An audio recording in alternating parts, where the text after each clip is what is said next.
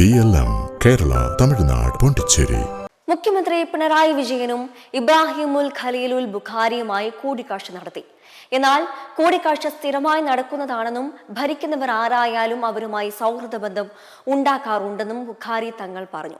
മുഖ്യമന്ത്രിയുമായി ആശയവിനിമയം നടത്തലുണ്ട്. എല്ലാ ഭരണകർത്താക്കളുമായി ചർച്ച നടക്കാറുണ്ട്. സൗഹൃദ ചർച്ച എല്ലാം പുറത്തു പറയാൻ പറ്റില്ലല്ലോ എന്നും തങ്ങൾ പറഞ്ഞു. ഞങ്ങൾക്ക് രാഷ്ട്രീയമുണ്ട്, കക്ഷി രാഷ്ട്രീയമില്ല. നിലപാട് അതാത് സമയത്ത് ചർച്ച ചെയ്ത് അറിയിക്കുകയാണ് പതിവെന്നും തങ്ങൾ പറഞ്ഞു. അതിൻ്റെ ചിത്രങ്ങൾ തെളിഞ്ഞു പറഞ്ഞത് ഇത് ഞങ്ങൾ എൻ്റെ മകൻ്റെ കല്യാണത്തിന് മുഖ്യമന്ത്രി വന്നിട്ടുണ്ട്, എല്ലാ നോമ്പുറപ്പും പോകാറുണ്ട്. അങ്ങനെ ഞങ്ങൾ സ്ഥിരമായിട്ട് സൗഹൃദ ബന്ധം എല്ലാ ഭരണകർത്താക്കളേക്ക് നടത്താറുണ്ട്. ഇന്നൊരു പ്രധാനമായിട്ടുള്ളൊരു ചർച്ച ഏതൊക്കെ വിധത്തിൽ എന്തൊക്കെയാവും? അതിപ്പോൾ സൗഹൃദ ബന്ധത്തെ പറയാൻ പറ്റും.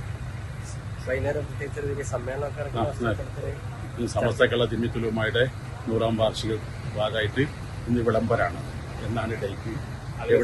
സമസ്തയുടെ ഐക്യത്തെക്കുറിച്ച് ചർച്ച ചെയ്യാൻ പോകുന്ന അല്ലെങ്കിൽ ഏറെ കാത്തിരിക്കുന്ന ചില സമ്മേളനം കൂടിയാണ്. അപ്പൊ അത് മുഖ്യമന്ത്രിയുടെ ഈ കൂടിക്കാഴ്ചയ്ക്ക് ഏതൊക്കെ ബന്ധമുണ്ടാവും?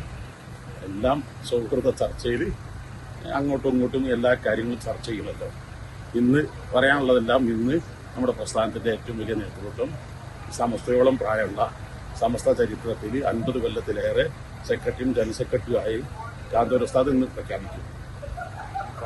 AP വിഭാഗത്തിന് അകൽച്ചയൊന്നും ഇല്ലാന്നാണ് ഇന്നലെ ഗോവിന്ദ മാഷ് പറഞ്ഞത്. ഇടതുപക്ഷമായിട്ട് ഇപ്പം ഞങ്ങളുടെ നിലപാട് നിങ്ങൾക്കറിയാലോ.